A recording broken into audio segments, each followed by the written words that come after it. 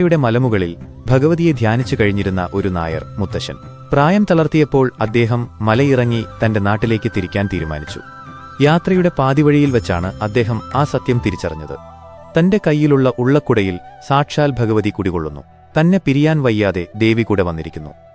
നാട്ടിലെത്തിയ അദ്ദേഹം ഓരോ ഇല്ലങ്ങളിലും കയറി ഭഗവതിക്ക് നിവേദ്യവും പൂജയും നൽകാൻ അപേക്ഷിച്ചു.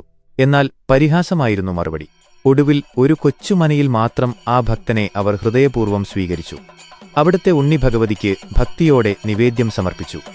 അഹങ്കാരത്തോടെ ഭക്തനെ ആട്ടിയകറ്റിയ ഇല്ലങ്ങളെല്ലാം കാലയവനികയിൽ മറഞ്ഞു. ഭക്തിയോടെ സ്വീകരിച്ച ആ ഒരു ഇല്ലം മാത്രം ഭഗവതിയുടെ അനുഗ്രഹത്താൽ ഇന്നും തലയുയർത്തി നിൽക്കുന്നു.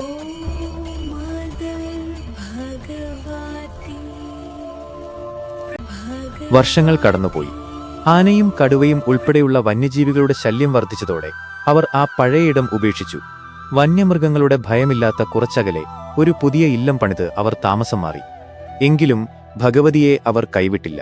എന്നും ദൂരെയുള്ള ആ പഴയ മൂലസ്ഥാനത്ത് വന്ന് ഭക്തിയോടെ പൂജകൾ നടത്തിപ്പോന്നു. എന്നാൽ വാർദ്ധക്യം നമ്പൂതിരിയെ തളർത്തിയപ്പോൾ ദിവസേനയുള്ള ആ യാത്ര പ്രയാസകരമായി മാറി. പുതിയ ഇല്ലത്തിനടുത്ത് പുഴയ്ക്കപ്പുറം വിജനമായ ഒരു പഴയ ക്ഷേത്രമുണ്ടായിരുന്നു. പൂജകളൊന്നുമില്ലാതെ കിടന്ന അവിടെ അദ്ദേഹം ഭഗവതിയെ ആരാധിക്കാൻ തുടങ്ങി. എങ്കിലും ആഴ്ചയിലോ മാസത്തിലോ പഴയ മൂലസ്ഥാനത്ത് പോയി വിശേഷാൽ പൂജകൾ കഴിക്കുന്നത് അദ്ദേഹം വർഷങ്ങളോളം തുടർന്നു. പക്ഷേ ഭഗവതിയുടെ മനസ്സ് മറ്റൊന്നായിരുന്നു. തനിക്കിവിടെ ഒരു പുതിയ ആലയം വേണമെന്ന് ആ ദേവി ആഗ്രഹിച്ചിരുന്നു. അങ്ങനെയിരിക്കെ എല്ലാം ഭഗവതിയുടെ നിശ്ചയമെന്ന പോലെ ആ മാറ്റം സംഭവിച്ചു. പഴയ ഇല്ലത്തെ ഭയപ്പെടുത്തിയിരുന്ന വന്യജീവി ശല്യം മെല്ലെ മാഞ്ഞുപോയി. വർഷങ്ങളായി ഭീതിയോടെ കഴിഞ്ഞ രാത്രികൾക്ക് ഒടുവിൽ ശാന്തി ലഭിച്ചു. അതുകൊണ്ട് തന്നെ ആ പഴയ മണ്ണിലേക്ക് ഒരിക്കൽ കൂടി തിരികെ പോകാൻ അവർ തീരുമാനിച്ചു. മൂത്ത നമ്പൂതിരിയുടെ സമ്മതത്തോടെ പഴയ ഇല്ലത്തിനടുത്ത് ഒരു ചെറിയ ഔട്ട് ഹൗസ് പണിതു. ഒരു കുടുംബം അങ്ങോട്ട് താമസം മാറി. കാലക്രമേണ ആ പഴയ ഇല്ലത്തിന്റെ അറ മാത്രം അവർ കാത്തുസൂക്ഷിച്ചു. ഭഗവതി കുടികൊള്ളുന്ന ആ അറ പിന്നീട് ഒരു കൊച്ചു ശ്രീകോവിലായി മാറി. വൃത്തിയാക്കിയ ആ തിരുമുറ്റത്ത് ദീപങ്ങൾ വീണ്ടും തെളിഞ്ഞു. നിത്യേന നിവേദ്യങ്ങൾ തുടങ്ങി. ഒരിക്കൽ വിജനമായിരുന്ന ആ സ്ഥലം ഇപ്പോൾ പ്രാർത്ഥനാ നിർഭരമാണ്. ആ പഴയ ഇല്ലം അതൊരിക്കലും ഒരു വലിയ ക്ഷേത്രമായിരുന്നില്ല. ഓലമേഞ്ഞ ഒരു ചെറിയ അമ്പലം മാത്രം. ശ്രീകോവിൽ മാത്രം കല്ലിനാൽ കെട്ടിയുയർത്തി അതിനു മുകളിലൂടെ ഓല പാകിയിരുന്നു. എളിമയുള്ള ഒരു സന്നിധി. പക്ഷേ അതിനുള്ളിലെ ശക്തി അതുല്യം. അങ്ങനെ അവിടുത്തെ കാവ്, അതിനോട് ചേർന്ന കുന്നിൻ മുകളിൽ പണ്ട് രാജാവ് ഉപേക്ഷിച്ചു പോയിരുന്ന ആ കൃഷ്ണക്ഷേത്രവും കാലത്തിന്റെ ഒഴുക്കിൽ മറഞ്ഞുപോയ ആ പുണ്യസന്നിധികളെല്ലാം തിരികെ വന്ന ഇല്ലത്തുള്ളവർ ഏറ്റെടുത്തു. അവിടെ വീണ്ടും പൂജകൾ തുടങ്ങി. ദീപം വീണ്ടും തെളിഞ്ഞു. മന്ത്രോച്ചാരണങ്ങൾ വീണ്ടും മുഴങ്ങി.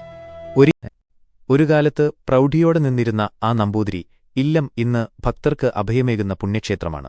കാലം മാറിയപ്പോൾ ആ തറവാട് രണ്ട് താവഴികളായി പിരിഞ്ഞു. അങ്ങനെ അകലെ മറ്റൊരു ഭഗവതി ക്ഷേത്രം കൂടി ഉയർന്നുവന്നു.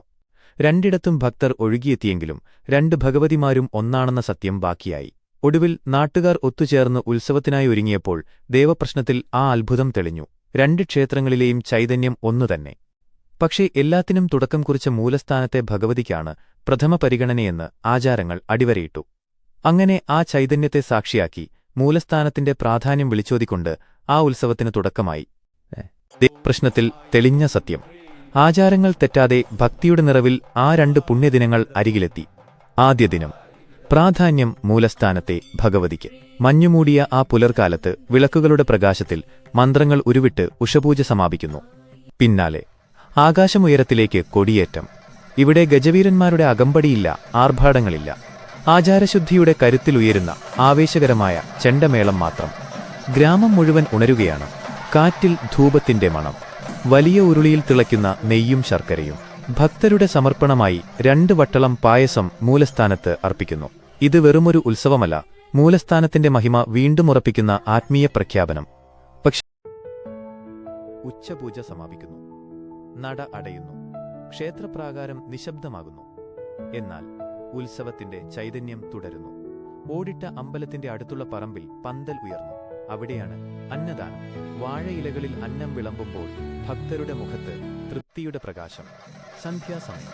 വീണ്ടും നട തുറന്നു. ദീപാരാധനയുടെ വെളിച്ചത്തിൽ മൂലസ്ഥാനത്തെ മാതൃശക്തി ദീപ്തമാണ്. കേരളത്തിന്റെ ആരാധ്യരൂപമായ ഇപ്പോൾ പന്തത്തിന്റെ ജ്വാലകൾ ഉയരും. കോമരത്തിന്റെ ദൈവിക ചലനം. ചെണ്ടയുടെ ഉഗ്രനാദം. ശംഖനാദം ത്തിൽ പ്രതിഫലിക്കുന്നു. അത് ഒരു കാഴ്ചയല്ല, ഒരു അനുഭവമാണ്. കോമരമായ കുറുപ്പിന്റെ തോറ്റം പാട്ടുമുഴങ്ങുന്നു. അവിടെ വെച്ച്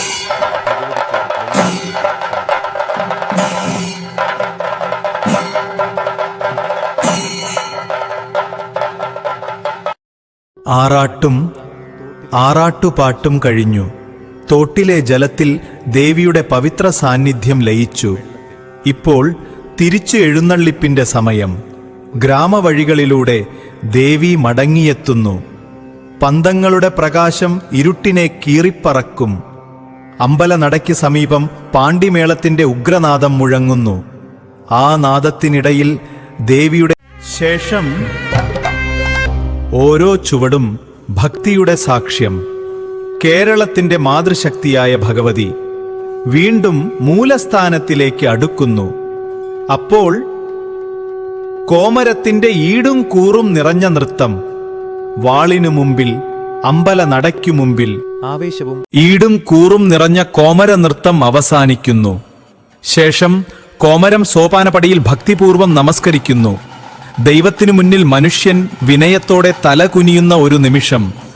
തുടർന്ന് ഭഗവതിയെ വീണ്ടും ശ്രീകോവിലിൽ ഇരുത്തുന്നു. അമ്പലപ്രാകാരം വീണ്ടും നിശബ്ദമാകുന്നു.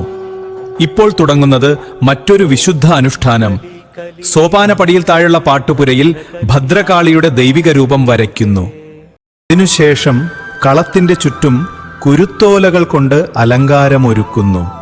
വിളക്കുകളുടെ പ്രകാശത്തിൽ ദേവിയുടെ രൂപം കൂടുതൽ ദീപ്തമാകുന്നു. ശേഷം ദേവിയുടെ വാൾ കളത്തിന്മേൽ എഴുന്നള്ളിക്കുന്നു. അവിടെ വെച്ച് കളപൂജ ആരംഭിക്കുന്നു. മന്ത്രോച്ചാരണങ്ങളും വിളക്കുകളുടെ പ്രകാശവും ചേർന്ന് ആ അന്തരീക്ഷം ആത്മീയത കൊണ്ട് നിറയുന്നു. പൂജയ്ക്ക് ശേഷം ആരംഭിക്കുന്നു കളംപാട്ട്. വിളക്കുകളുടെ പ്രകാശത്തിൽ ഭദ്രകാളിയുടെ കളത്തിനു മുന്നിൽ ഭക്തിപൂർവമായ പാട്ടുകൾ മുഴങ്ങുന്നു. അതോടൊപ്പം കോമരം കളത്തിന്മേൽ ദൈവിക നൃത്തം ആരംഭിക്കുന്നു. ആ ആവേശത്തിൽ ഭദ്രകാളിയുടെ കളം പതിയെ മായ്ക്കപ്പെടുന്നു. എല്ലാം കഴിഞ്ഞപ്പോൾ കളത്തിൽ ഭദ്രകാളിയുടെ മുഖം മാത്രം ശേഷിക്കുന്നു. അവിടെ നിന്നും കുറച്ച് പൊടിയെടുത്ത് ഭക്തർക്ക് പ്രസാദമായി നൽകുന്നു. പിറ്റേന്ന് പുലർച്ചെ 6 മണിയാകുമ്പോൾ മൂലസ്ഥാനത്ത് വീണ്ടും നട തുറക്കുന്നു. തലേ ദിവസത്തെ പോലെ പൂജകളും ചടങ്ങുകളും തുടരും. എന്നാൽ ഇന്ന് രണ്ടാമത്തെ അമ്പലത്തിലാണ് പ്രധാന ദിവസം. പുലർച്ചെ 4 മണി മുതൽ തന്നെ അവിടെ വലിയ തിരക്കാണ്. വലിയ ഉരുളികളിൽ പായസം തിളയ്ക്കുന്നു.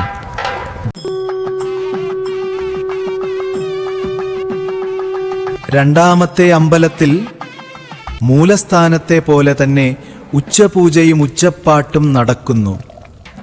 എന്നാൽ ഇന്നത്തെ ദിവസത്തിൽ മൂലസ്ഥാനത്ത് മറ്റൊരു പ്രത്യേകതയുണ്ട്. ഉഷപൂജയ്ക്ക് ശേഷം തോറ്റംപാട്ട് ആരംഭിക്കുന്നു. അതിനുശേഷം ഉച്ചപൂജ സമാപിക്കുന്നു. ഉച്ചപൂജയ്ക്ക് ശേഷം ഭക്തർക്കായി അന്നദാനം നടക്കുന്നു. വൈകുന്നേരം രണ്ടമ്പലങ്ങളും വീണ്ടും തുറക്കുന്നു. ദീപാരാധനയുടെ വെളിച്ചത്തിൽ അമ്പലപ്രാകാരം ദീപ്തമാകുന്നു. മൂലസ്ഥാനത്ത് ദീപാരാധനയ്ക്ക് ശേഷം പ്രധാന ചടങ്ങുകളൊന്നുമില്ല. അത്താഴപൂജ കഴിഞ്ഞ് എഴുന്നള്ളിപ്പ് പുറത്തേക്ക് പോകുന്നതിനു ശേഷമാണ് നട അടയ്ക്കുന്നത്. എന്നാൽ രണ്ടാമത്തെ അമ്പലത്തിൽ ഇന്നൊരു പ്രത്യേക ചടങ്ങുണ്ട്. ദീപാരാധനയ്ക്ക് മുൻപ് മുന്തിരി തെളിയിക്കൽ. ഭക്തർ ഒരുമിച്ച് ഒരേ സമയം വിളക്കുകൾ തെളിയിക്കുന്നു. ആ നിമിഷം രണ്ടാമത്തെ അമ്പലത്തിൽ തായമ്പക ആരംഭിക്കുന്നു. മണിക്കൂറുകളോളം നീളുന്ന ആ വാദ്യം ഭക്തിയുടെ ഉച്ചസ്ഥായിയാണ്. ഇതേസമയം അത്താഴപൂജയും നടക്കുന്നു. മൂലസ്ഥാനത്ത് അമ്മയുടെ ആറാട്ടിനൊരുക്കങ്ങൾ തുടങ്ങുന്നു. മുഹൂർത്തത്തിന് മുമ്പ് അത്താഴപൂജ നടക്കുന്നു. ശേഷം എഴുന്നള്ളിപ്പിനുള്ള ഒരുക്കങ്ങൾ ആരംഭിക്കുന്നു. മൂലസ്ഥാനത്ത് അത്താഴപൂജ സമാപിക്കുന്നു. ശേഷം കുറുപ്പിനെ കൊട്ടിവിളിക്കുന്നു. തിരുവയുടവും ആഭരണങ്ങളും കുറുപ്പിന് കൈമാറുന്നു. ശംഖനാദത്തിന്റെ അകമ്പടിയോടെ ദേവിയെ വാളിൽ പുറത്തേക്ക് എഴുന്നള്ളിക്കുന്നു. അമ്പലം ചുറ്റി 3 വട്ടം പ്രദക്ഷിണം നടക്കുന്നു. ശേഷം തിരുനടയിൽ കുറുപ്പ് കൊട്ടി ഉറയുന്നു. മൂലസ്ഥാനത്ത് കുറുപ്പ് കൊട്ടിയുറയുന്നു.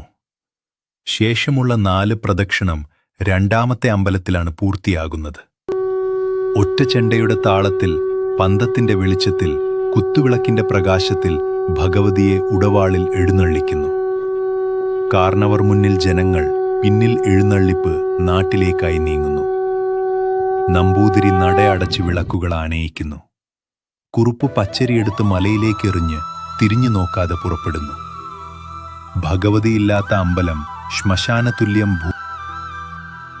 എഴുന്നള്ളിപ്പ് മൂലസ്ഥാനത്ത് നിന്നും പുറപ്പെടുന്നു. രണ്ടാമത്തെ അമ്പലത്തേക്കുള്ള യാത്രയിൽ ഭഗവതിയുടെ അംഗങ്ങളുടെ ഇല്ലങ്ങളിൽ കയറുന്നു.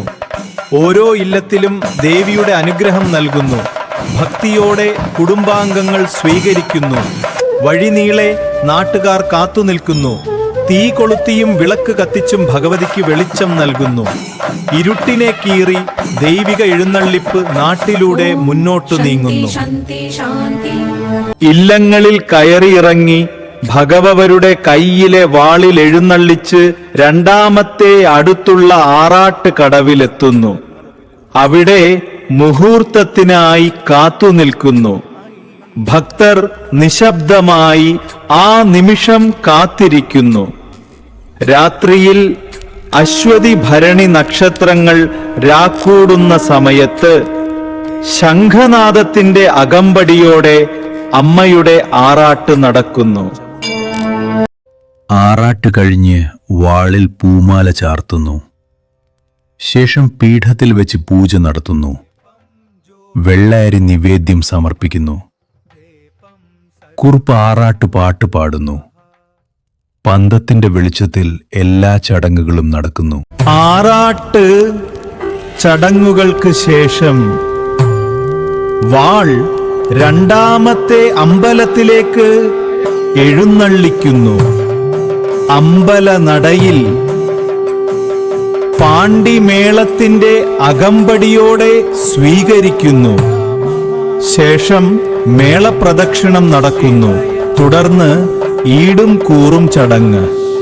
മൂലസ്ഥാനത്ത് ആരംഭിച്ച പ്രദക്ഷിണം ഇവിടെ പൂർത്തിയാകുന്നു. ദക്ഷിണം കഴിഞ്ഞ് വാൾ അകത്തേക്ക് എഴുന്നള്ളിക്കുന്നു. 2 ഭഗവതിമാരും ഒന്നായി മാറുന്നു. പുലർച്ചെ 4 മണിയോടെ 2 കുറുപ്പന്മാർ കുത്തുവിളക്കുമായി പുഴയിലേക്ക് പോകുന്നു. കുളിച്ച് തിരികെ എത്തി ചടങ്ങ് തുടങ്ങാറായി എന്നറിയിക്കുന്നു. അപ്പോഴേക്കും രുദ്രകോലം കാണാൻ ഭക്തർ എത്തി തുടങ്ങുന്നു.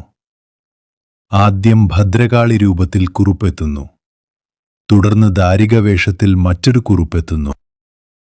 ശേഷം ഭഗവതിയും ദാരികയും തമ്മിലുള്ള യുദ്ധമാരംഭിക്കുന്നു.